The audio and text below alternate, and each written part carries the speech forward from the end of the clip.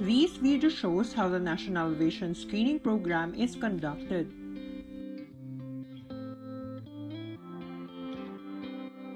First is setting up. We must identify an appropriate space as screening site. Screening site should be a quiet space with at least 10 feet of testing distance, a well-lit room which is free from any glare, and must have chair for the screener, recorder, and the child to be screened.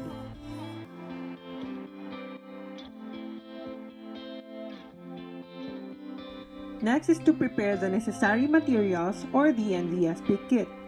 The kit consists of the LIA chart, operations manual, 10-foot black string, occluder, transparent response key, and an antibacterial wipes to clean equipment in between use.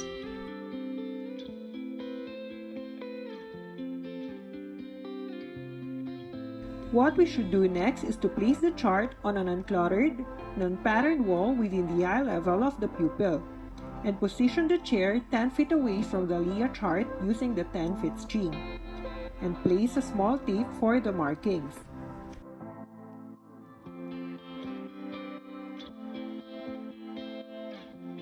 And for us to prevent any infection, we must instruct the pupils to wash their hands with soap and water prior to screening. And pupils with red eyes or draining should not be screened but referred immediately to an eye care professional. In preparing the children for the screening process, we must discuss and demonstrate the screening procedures in the classroom before screening. For pupils with glasses, we must screen them while wearing their glasses. For pupils with learning disabilities, allow the child to observe other pupils. For pupils with physical disabilities, request assistance of parent or guardian. Next are the procedures we must follow when conducting the vision screening.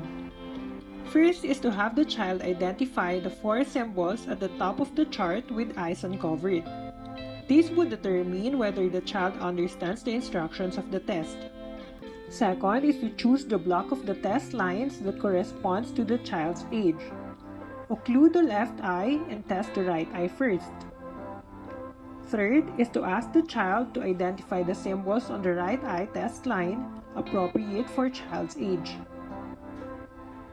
And last is to repeat the same procedure for the left eye.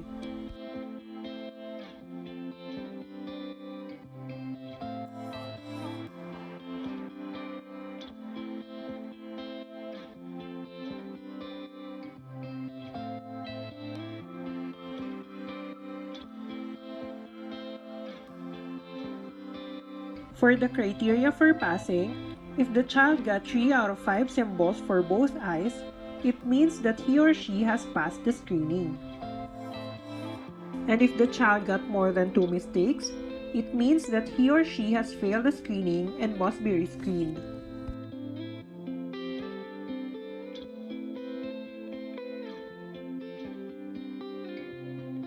Reminders: